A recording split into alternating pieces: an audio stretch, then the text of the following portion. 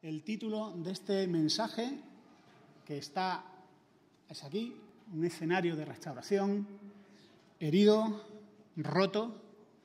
Así se sentía el apóstol Pedro. Así se sentía el apóstol Pedro. No sé si recordáis los mensajes anteriores y todo lo que ha pasado, que es bastante serio. Uno de los primeros creyentes era un fracaso. Esto nos dice mucho sobre la historicidad del cristianismo, porque si se lo hubieran inventado ellos, se hubieran puesto un poquito más guapos, un poquito más valientes y un poquito más honestos y más valerosos. Pero es que uno de los primeros creyentes comenzó su ministerio como un profundo fracasado. Y no sé si algunos estáis también atascados en la derrota. Si lleváis ahí años atascados, quizás desde que te convertiste, llevas arrastrando derrotas.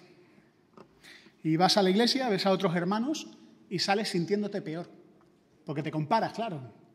Y dices, ¿qué tipo de creyente soy yo? Y el domingo en la Santa Cena le haces promesas al Señor. ¿Cuánto le hacéis promesas al Señor durante la Santa Cena? Promesas que la siguiente semana no cumplís.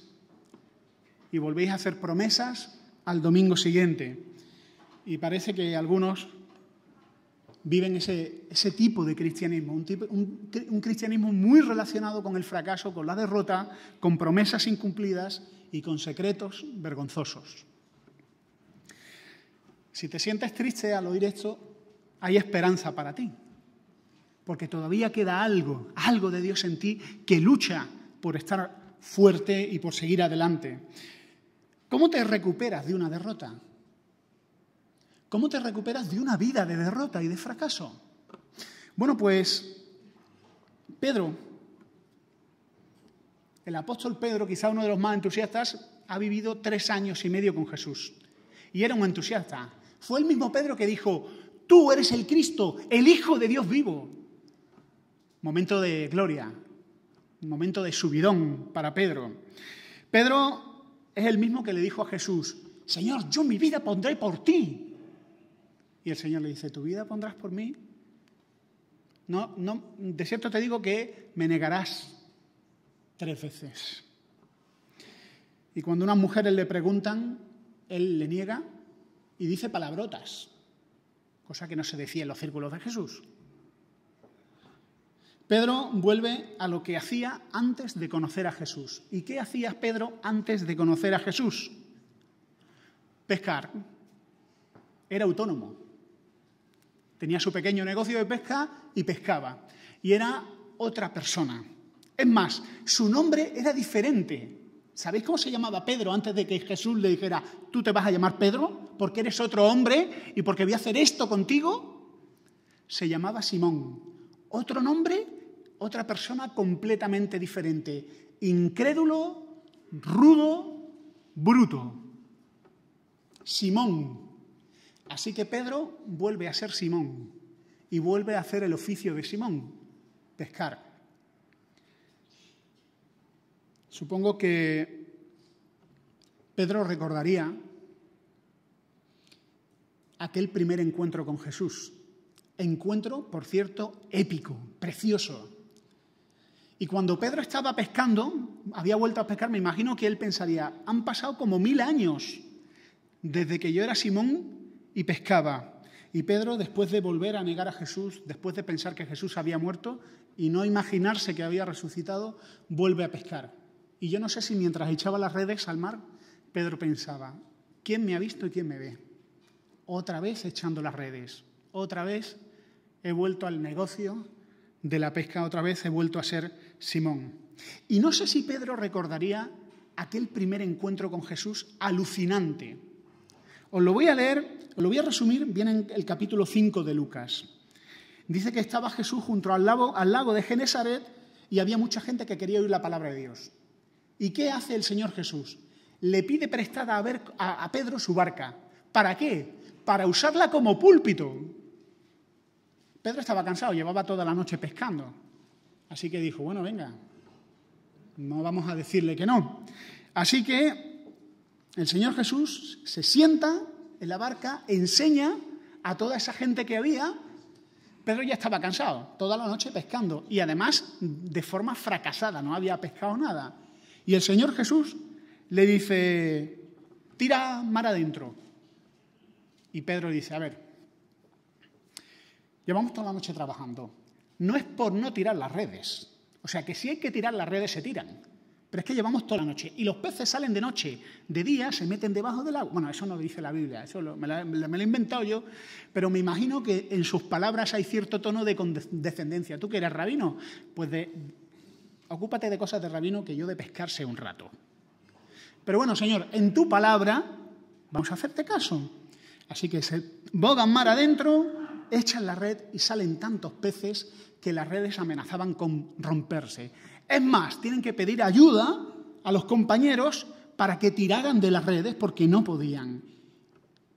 Y ahí estaba el Creador diciéndole a los peces, venid. Y los peces oyendo la voz del Creador y yendo. Cuando Pedro ve eso, se quebranta, se pone de rodillas y dice, Señor, apártate de mí, que soy un hombre pecador. Eso pasó hace 1000 años para Pedro. Y ahora Pedro volvía a esa época anterior de su vida de la que no se acordaba. Era algo extraordinario. Pedro a partir de ahí descubrió que Jesús era el Hijo de Dios.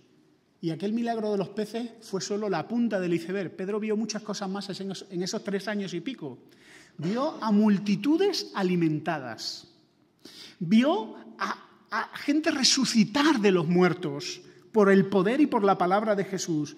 Y sobre todo lo escuchó hablar, escuchó a Dios hablar. Y cuando le decían, un momento en el que Jesús perdió discípulos, y Jesús le pregunta, ¿vosotros también queréis iros? Y Pedro dice, Señor, ¿a quién iremos? Tú tienes palabras de vida eterna. Para Pedro, Jesús lo era todo. Jesús era su mundo. Pero ahora Pedro ha perdido a Jesús y se había perdido él. Era un muñeco roto, triste, sin esperanza, sin alegría y sin vida. Era Simón. Y lo peor de todo es que quizá él pensaba, ¿me odia Jesús? ¿Me guarda rencor? Y mirad qué cosas tan extraordinarias. Aquí vemos el carácter amable, tierno y compasivo del Señor Jesús. Cuando Jesús resucita, había 3 mujeres que fueron testigos de su resurrección y el Señor le da un encargo a los ángeles y le dice, decid a los discípulos y a Pedro. Podría haber dicho, decid a los discípulos, ahí está incluido Pedro. Pero no, el Señor Jesús le dice a los ángeles, decid a los discípulos y a Pedro. Me imagino el corazón de Pedro cuando escuchara eso de las 3 mujeres. Oye, ¿qué han dicho los ángeles? Decid a los discípulos y a Pedro. ¿A Pedro? ¿Me ha mencionado a mí? ¿Ha dicho Pedro o lo ha dicho en general? O sea, que Jesús se acuerda de mí. No me tiene rencor. ¿Sabéis? Cuando alguien está enfadado con otra persona, y yo he sido testigo de personas que están enfadados, nunca dicen su nombre. Conocí a alguien que decía la otra hija de mi madre, por no decir mi hermana. Y también he conocido a gente, y tristemente gente de iglesia, decir esa persona, en vez de decir el hermano tal, la hermana tal, decir esa persona, ¿por qué esa persona? Pero Jesús no dice, id de decir a los discípulos y a esa persona. No lo dice. Id y decid a los discípulos y a Pedro. Y ahí Jesús está diciendo, Pedro, todavía me acuerdo de ti. Todavía pienso en ti. No te guardo rencor. Pero eso era solo el principio. Porque ocurre algo extraordinario. Aquí el Señor Jesús prepara el mismo escenario. ¿Os acordáis del primer encuentro de Jesús con el Señor? La barca, las redes, boga mar adentro, tira la red. Jesús monta el mismo escenario para recuperar a Pedro. Monta un escenario de restauración. Imagínate que tu esposa se enfada contigo. No es tan difícil, ¿verdad? Los maridos solemos tener ese efecto en las esposas. Imagínate que tu esposa se enfada contigo y tú quieres recuperar el corazón de tu esposa. Así que organizas algo para ganar el corazón de tu esposa. Vuelves, esperas a que sea primavera, donde le diste el primer beso a tu esposa. Y la llevas al mismo parque. Y contratas a los músicos que estaban quizá tomando una melodía en el kiosco para que suene la melodía. Y te llevas a tu esposa ahí, al momento en el que le diste el primer beso, con los músicos, con el parque, con la primavera, los niños jugando. Y tu esposa se derrite. Jesús ha hecho lo mismo con Pedro. Jesús ha hecho lo mismo con Pedro. Ha montado el mismo escenario donde se vieron por primera vez y donde Pedro se quebranta y le dice: Señor, soy un hombre pecador. Y vamos a leer el texto. Lo voy a leer desde atrás, ¿vale? Capítulo 21 de Juan, versículo 3, que ya lo considerasteis la semana pasada, pero voy a retomarlo. Simón Pedro, Juan capítulo 21, versículo 3, dice: voy a pescar. Ellos le dijeron: vamos nosotros también contigo. Fueron y entraron en una barca y aquella noche no pescaron nada.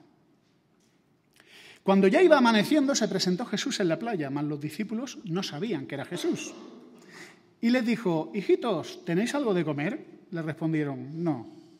Él les dijo: echad la red a la derecha de la barca y hallaréis. Entonces la echaron y ya no la podían sacar, por la gran cantidad de peces. Entonces aquel discípulo a quien Jesús amaba dijo a Pedro: ¡es el Señor! Simón Pedro, cuando oyó que era el Señor, se ciñó la ropa, porque se había despojado de ella, y se echó al mar. Y los otros discípulos vinieron con la barca arrastrando la red de peces, pues no distaban de tierra, sino como 200 codos. Al descender a tierra, vieron brasas puestas y un pez encima de ellas. Jesús les había preparado un desayuno. Y sospecho, esto no es bíblico, esto es mi opinión, sospecho que Jesús tenía la costumbre de cocinar para ellos. No creo que fuera la primera vez, porque si no, no se lo comerían. Bueno, fin de mi glosa. Dice: Jesús les dijo: traed los peces que acabéis de pescar. Subió Simón Pedro y sacó la red a tierra, llena de grandes peces, 153, y aun siendo tantos, la red no se rompió. Les dijo Jesús: venid, comed. Y ninguno de los discípulos se atrevía a preguntarle: ¿tú quién eres?, sabiendo que era el Señor. Vino pues Jesús y tomó el pan y les dio, y asimismo el pescado. Esta era ya la tercera vez que Jesús se manifestaba a sus discípulos después de haber resucitado de los muertos. Cuando hubieron comido, Jesús dijo a Simón Pedro: Simón, hijo de Jonás, ¿me amas más que estos? Le respondió: sí, Señor, tú sabes que te amo. Él le dijo: apacienta mis corderos. Volvió a decirle la segunda vez: Simón, hijo de Jonás, ¿me amas? Pedro le respondió: sí, Señor, tú sabes que te amo. Le dijo: pastorea mis ovejas. Le dijo la tercera vez: Simón, hijo de Jonás, ¿me amas? Pedro se entristeció de que le dijese la tercera vez: ¿me amas? Y le respondió: Señor, tú lo sabes todo, tú sabes que te amo. Jesús le dijo: apacienta mis ovejas. De cierto te digo, cuando eras más joven, te ceñías e ibas donde querías, mas cuando ya seas viejo, extenderás tus manos y te ceñirá otro y te llevará a donde no quieras. Esto dijo dando a entender con qué muerte había de glorificar a Dios. Y dicho esto, añadió: sígueme. Volviéndose Pedro, vio que le seguía el discípulo a quien amaba Jesús, el mismo que en la cena se había recostado al lado de él y le había dicho: Señor, ¿quién es el que te anda de entregar? Cuando Pedro le vio, dijo a Jesús: Señor, ¿y qué de este? Jesús le dijo: si quiero que él quede hasta que yo venga, ¿qué a ti? Sígueme tú. Este dicho se extendió entonces entre los hermanos, que aquel discípulo no moriría, pero Jesús no le dijo que no moriría, sino: si quiero que él quede hasta que yo venga, ¿qué a ti? Este es el discípulo que da testimonio de estas cosas y escribió estas cosas, y sabemos que su testimonio es verdadero. Y hay también otras muchas cosas que hizo Jesús, las cuales, si se escribieran una por una, pienso que ni aún en el mundo cabrían los libros que se habrían de escribir. Amén. Gracias, Juan, por tu evangelio. Nos gusta mucho. Y gracias al Señor por dejarlo aquí. Vamos a ver 3 cosas hoy. Y si pasamos a la siguiente diapositiva, vamos a ver, estos son los 3 puntos. La derrota del creyente, lo primero que hemos visto, la restauración del creyente y la misión del creyente. Estos son los 3 puntos de este texto y de este mensaje. La derrota del creyente, la restauración y la misión del creyente. Y hemos visto en el primer punto,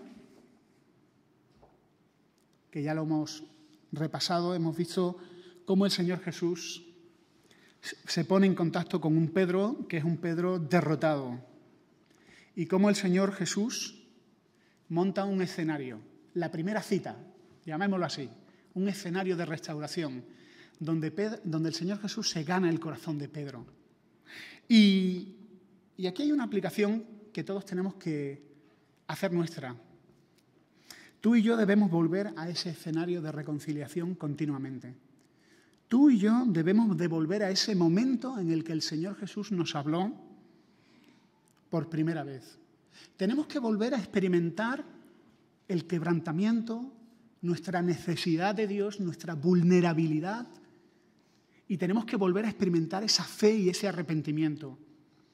Ahora que empiezan las celebraciones del quinto centenario de la Reforma, una de las 95 tesis que clavó Lutero en aquella iglesia era que decía algo así, lo decía en idioma antiguo, pero decía que el arrepentimiento no es cosa de una vez en la vida.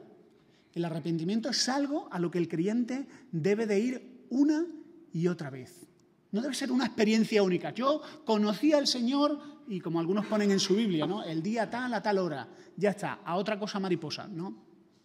En la vida cristiana no hay otras cosas, hay lo mismo. Y una y otra vez tenemos que volver a encontrarnos con aquel Jesús que nos restauró, porque una y otra vez necesitamos ser restaurados. Y ahora vamos al siguiente punto, la restauración del creyente. Mirad, aquí volvemos a ser... Si el escenario de restauración a mí me parece precioso, bonito, maravilloso, cómo lloraba preparando esto, esto me parece también preciosísimo. Esta conversación que tiene el Señor Jesús con Pedro. Recordad que Pedro le había negado 3 veces, que Pedro había maldecido. Yo no conozco a ese hombre, yo no sé quién es ese Jesús, no soy su discípulo. Y sapos y culebras por su boca. Cosas que decía el viejo Simón. Y mirad la conversación que tiene el Señor con Pedro. Le dice, Simón, hey, ¿qué pasa aquí? ¿Qué le dice Pedro? Dice, Simón, ¿me amas? Solo una pregunta, pero vaya pregunta. ¿Me amas? No pregunta, Pedro, ¿por qué has hecho eso? ¿En qué estabas pensando, Pedro? ¿Cómo has podido caer tan bajo, Pedro? No le dice nada de eso. Solo le pregunta una cosa, porque realmente solo hay una cosa importante. ¿Me amas? Esto para mí como creyente y para cada uno de vosotros debiera ser igual de central. Al final, hermanos, nos complicamos la vida con muchas cosas. Pero en la vida cristiana solo es una pregunta. ¿Le amas? Y 3 veces lo pregunta el Señor Jesús, una por cada negación. Y con cada vez que lo pregunta, Pedro se va derrumbando. ¿Me amas? ¿Me amas? ¿Me tienes cariño? Como dicen otras versiones. Con cada pregunta, según algunos eruditos, el Señor Jesús va reduciendo el nivel de amor. ¿Me amas más que estos? ¿Me tienes cariño? ¿Me tienes aprecio? ¿Me quieres un poquito? Pedro se derrumba. Señor, tú lo sabes todo, tú sabes que te tengo aprecio. Y así parece que fue la conversación. El Señor le va preguntando y va reduciendo el nivel de la pregunta, la intensidad de su amor. Yo a veces le pregunto a mi mujer, ¿cuánto me quieres del 1 al 100? Los que somos románticos somos así de pesados y de empalagosos. Y además lo solemos preguntar cuando nuestra mujer está a punto de dormirse, lo cual... Y os aseguro que no acepto una respuesta inferior al 99. ¿Cuánto me quieres del 1 al 100? Y aquí el Señor le pregunta algo así, permitidme la licencia homilética. Pedro, ¿me quieres del 1 al 100 un 100? La segunda pregunta, ¿me quieres un 50, Pedro? ¿O me quieres un 1?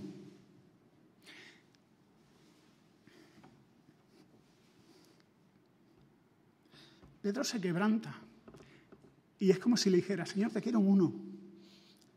No es lo que te mereces, pero solo te quiero un 1. Y Jesús sonríe y dice, está bien, es un buen comienzo, un 1. Yo puedo trabajar con un 1.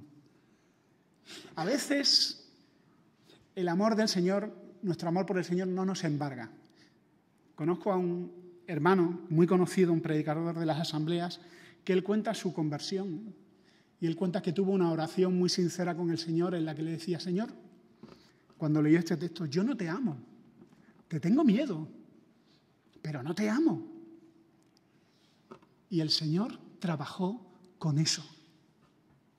Él puede trabajar con eso, es poquito lo que le ama, sea honesto, es poquito, no es lo que Él se merece, pero Él va a trabajar con eso como trabajó con Pedro. Pedro, ¿me tienes aprecio?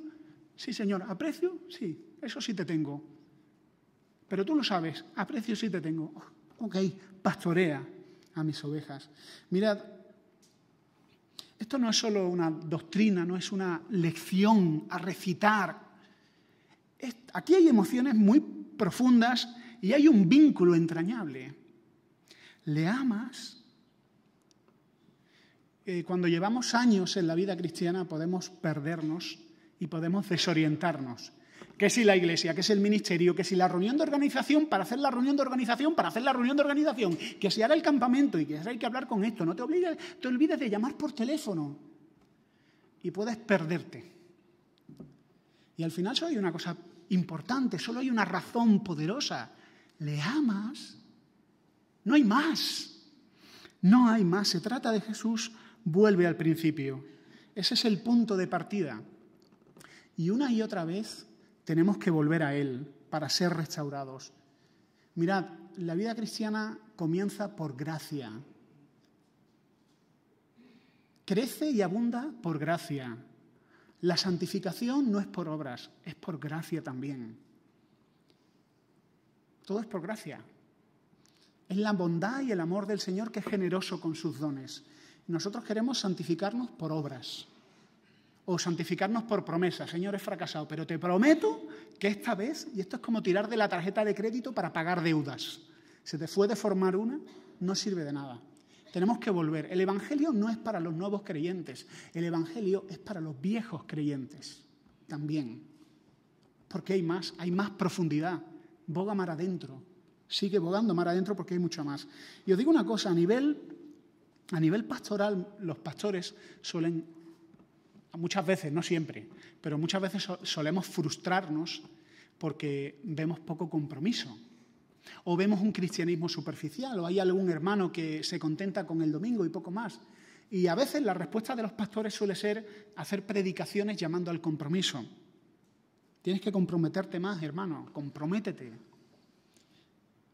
Dice Tim Keller, dice, si el amor de Jesús no nos conmueve, una predicación llamando a la responsabilidad no lo hará.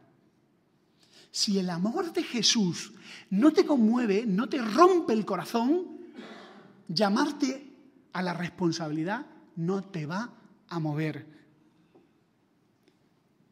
Recuerda aquellos primeros días de cristiano, cuando tú leíste, tanto amó Dios al mundo que entregó a su Hijo unigénito para que todo aquel que en Él cree no se pierda, más tenga vida eterna. Y tú dijiste, ¡guau! ¿Esto qué es? Yo quiero saber más de eso. Y leíste a Juan diciendo, este es el Cordero de Dios, este quita el pecado del mundo. Y luego pasaste páginas y viste a Jesús crucificado diciendo, consumado es. En el altar de Dios, que era esa cruz, llevando su vida en sacrificio por los pecados. Y tu corazón roto diciendo, ¡buah, Señor! Soy tuyo, soy tuyo. Vuelve al punto de partida. Vuelve a ese momento en el que Jesús te ganó el corazón, porque esa es la vida cristiana. Esto no es la lección para los niños de la escuela dominical o para los nuevos creyentes. Esto es el todo del cristianismo. Anhelo conocerle a Él, dice el apóstol Pablo, y el poder de su resurrección y la participación de sus padecimientos, siendo hallado en Él, no teniendo mi propia justicia, sino la que viene por la fe en Cristo Jesús. Y si somos honestos, nos vamos desviando.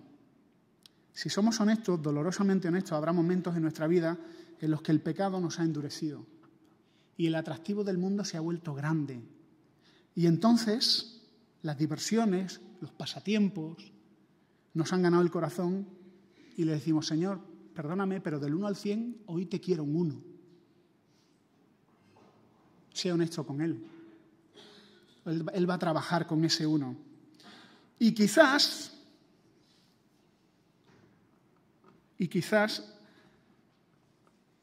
a estas alturas del año, aquellos que habéis trabajado tan duro en tantos ministerios y que os habéis dejado la piel sirviendo en la iglesia, estáis incluso un poco depres. ¿Está bien? Bueno, a veces simplemente estás cansado. Yo tengo una norma. Cuando estoy cansado intento no decir lo que se me pasa por la cabeza, porque cuando estoy cansado y digo lo que se me pasa por la cabeza, digo barbaridades. Quizá alguno dice, voy a dejar la iglesia, estoy ya harto de la iglesia, de ministerio. No, hermano, no estás harto, estás cansado solo. Y necesitas hacer como Jesús invitó a los discípulos, venga, sentaos en un lugar aparte. Y les prepara de comer, descansa y les predica. Eso necesitas. El otro día alguien me preguntaba, ¿cuántos años lleva la iglesia en Suances? Y me costaba decir 2, porque cada año de la vida de Suances es como 7 años, con lo cual llevamos 14 años. Tiempo subjetivo, ¿eh? Porque son años muy intensos. Gloria a Dios por ello. Pero necesitamos ser restaurados. A estas alturas del año, lo digo para vosotros, que os habéis dejado la piel en tantos ministerios, no estás depre, no estás dejando tirar la toalla, solo estás cansado. Necesitas retirarte aparte con Jesús, escucharle, fortalecerte y volver a salir. La misión del creyente. Bueno, Jesús ha tenido una conversación alucinante con Pedro, donde ha sido restaurado. Pero si os fijáis, cada vez que le preguntaba, ¿me amas?, el Señor Jesús le daba un mandato a Pedro, apacienta mis ovejas, apacienta mis corderos, pastorea. Mira, hermano, no te quedes ahí, no te quedes en la introspección, en la lástima de ti mismo. El Señor nos restaura para que nos pongamos de pie y para que restauremos a otros y para que cuidemos de otros. Las ovejas, los corderos. El Señor tiene muchas ovejas. Son todos aquellos hermanos y hermanas que necesitan amor, cuidado, cariño, fortaleza. Es más, os digo una cosa, hay ovejas del Señor que no saben que son ovejas del Señor. En tu trabajo, en tu facultad. Y Él te pide que no pienses solo en la iglesia, que pienses en todos. Todos son potencialmente ovejas del Señor. Ve a ellos, cuídales. Es un error pasarnos la vida lamentándonos y llorando nuestro pecado y nuestros fracasos. Eso es arrepentimiento nivel Judas, que lloró, quizás estaba asqueado de su pecado, pero su pecado no le provocó nada más que asco de sí mismo y desesperación. No te instales en la desesperación, no te instales en la lástima de ti mismo, no te instales en la introspección. Yo sé que hoy en día algunas corrientes, algunas, no todas, te anima mucho a esa especie de viaje continuo hacia dentro de ti mismo, una especie de ensimismarte contigo mismo, mirarte el ombligo, replegarte a ti mismo, busca en tu interior. Como te dediques mucho tiempo a ti mismo, te vas a desesperar y te vas a deprimir profundamente. Necesitas ya mirar hacia afuera, una vez restaurado, y ver dónde hay necesidad, y ver ¿dónde puedes llevar a cabo el propósito del Señor? Sígueme, le dice. Así que dejemos de sentir lástima por nosotros mismos. Yo hace tiempo me inventé una palabra que se llamaba el purgatorio protestante. ¿Qué es el purgatorio protestante? Alguno dirá, pero los protestantes no tenemos purgatorio. Ya ni siquiera los católicos tienen purgatorio porque lo quitaron. Purgatorio protestante es el purgatorio al que se somete el creyente que no ha entendido bien la gracia de Dios y ha pecado y dice, no es justo que Dios me perdone y me restaure, tengo que sufrir un poco más, así que voy a atormentarme un poco, qué malo soy, y se instala ahí. El purgatorio protestante es falso. Sí es cierto que tienes que llorar tu pecado, sí es cierto que te tienes que quebrantar, pero no te instales ahí. Acepta por la fe el perdón de Jesús en la cruz. Seca tus lágrimas y levántate. Acéptalo. Ya sé que es difícil entender el perdón del Señor, pero no te sometas al tercer grado del purgatorio protestante. No existe, es falso, es una doctrina falsa. Y pastorea a otros. ¿Qué implica pastorear a otros? Pues implica una cosa muy sencilla. Lo voy a resumir con una frase. Cuando el Señor Jesús le pide a Pedro, me amas, pastorea, apacienta, le está diciendo, toma responsabilidad. Toma responsabilidad por otros. No digas como Caín, ¿acaso yo soy el guardia de su hermano? ¿De mi hermano? No, no, no. Toma responsabilidad en sus vidas. Cuida, enseña, escucha. Esto implica un desgaste emocional importante, porque implicarte en la vida de otros implica sufrir con ellos. No implica sonreír con un gesto así mientras te están contando un drama y tú... Implica identificarte en el sufrimiento. Implica tener paciencia con los errores de otros, corregir con cariño, ser el primero en servir y el último en apagar las luces y terminar. Implica estar siempre disponible. En definitiva, significa ser un discípulo de Jesús y hacer tuya la misión de Jesús en tu vida. Hacer tuya la misión de Jesús en tu vida. Implica abrir tu casa a otros, abrir tu cartera y poner las necesidades del reino de Dios por encima de las tuyas. Implica desgaste, pero también implica una tarea, la tarea de una vida. Y el Señor nos ha dado un llamado a seguirle, a decir, venga, te he restaurado, ponte de pie, seca tus lágrimas, mira la necesidad que hay a tu alrededor y toma responsabilidad por otros. No te limites a un cristianismo superficial, de venir a una reunión. Tomar responsabilidad implica conocer a tus hermanos, saber cómo están. Implica conocer las necesidades que hay en tu barrio y en tu círculo alrededor. Hay un autor de novelas de terror, lo voy a citar aquí, nadie se escandalice, se llama Stephen King, y él tiene una frase que dice que si eres bueno, hazlo hasta que te sangren los dedos. Y bueno, vamos a purificar esa frase. El Señor Jesús nos ha dado un llamamiento y un reto, y tenemos que desgastarnos. Tenemos que desgastarnos y renovarnos en Él, porque es el reto de una vida, tomar responsabilidad por otros y la tarea de una vida. Terminamos con unas preguntas de repaso. Si quieres, pasamos. Hemos visto esto, la derrota del creyente, la restauración y la misión del creyente. Y os he dejado en los grupos de WhatsApp de los grupos de crecimiento, lo pondremos en Facebook también y en la página web, algunas preguntas de repaso. El fracaso y el pecado son, por desgracia, una experiencia común en el creyente. La Escritura dice, si decimos que no tenemos pecado, le hacemos a él mentiroso. ¿Vives instalado en el fracaso? ¿Vives en la ciudad del fracaso, calle, desesperación, urbanización, las lágrimas? El Señor dice, sal de ahí, como Lot, sal, huye por tu vida. ¿Cómo reaccionas? ¿Con más promesas de enmendarte o volviendo al principio, a ese escenario de restauración? Recuerda tu primer contacto con Jesús. ¿Qué te cautivó de Él? Recuerda tus primeros años de tu vida de creyente. ¿Cómo fueron? ¿Cómo devorabas la palabra? ¿Cómo fueron tus primeros pasos? ¿Qué significa la palabra gracia? ¿Eres un creyente que fue salvo por gracia y se santifica por sus obras? ¿O eres un creyente que es salvo por gracia y se santifica también por la gracia? El Señor nos restaura para cuidar, para servir a otros. ¿Cuáles son las necesidades que ves a tu alrededor? Os dejo esta pregunta, es una pregunta trampa. ¿Cuáles son las necesidades que ves a tu alrededor? Piénsalo. Y ahora viene la pregunta trampa, pues tú te estás preguntando, ¿y por qué nadie hace nada? Pues no te preguntes cuáles son tus dones, son esos. Porque si tú ves necesidades, es que Dios te lo ha hecho ver. Por lo tanto, Dios te está llamando a ti a suplirlas.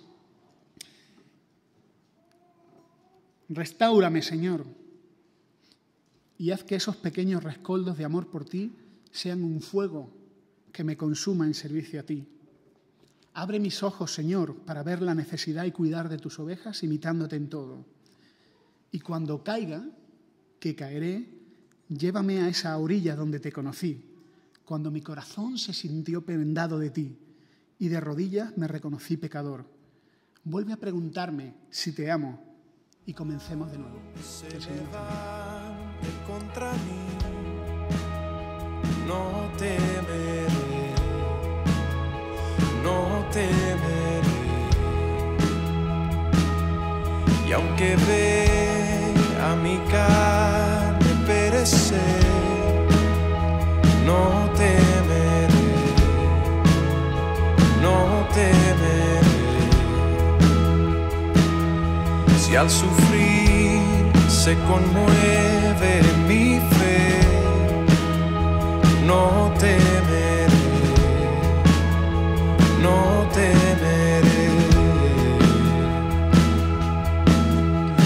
Y diré al Señor, refugio mío, mi fortaleza.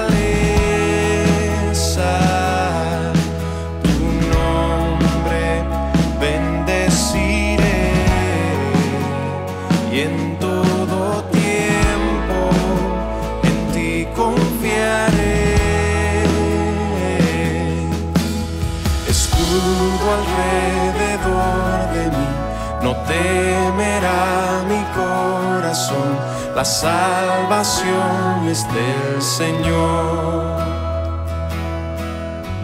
Mi vida escondida está en Cristo por la eternidad, la salvación es del Señor.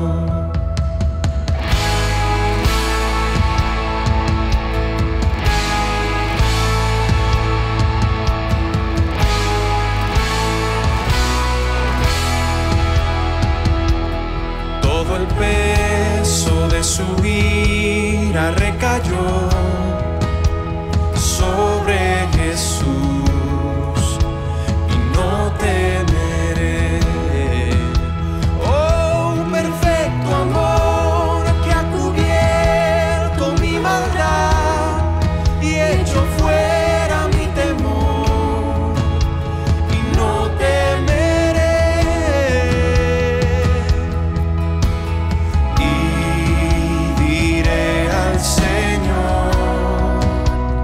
Refugio mío, mi fortaleza, tu nombre bendeciré y en todo tiempo en ti confiaré. Escudo alrededor de mí, no temerá mi corazón, la salvación es del Señor. Mi vida escondida está en Cristo por la eternidad, la salvación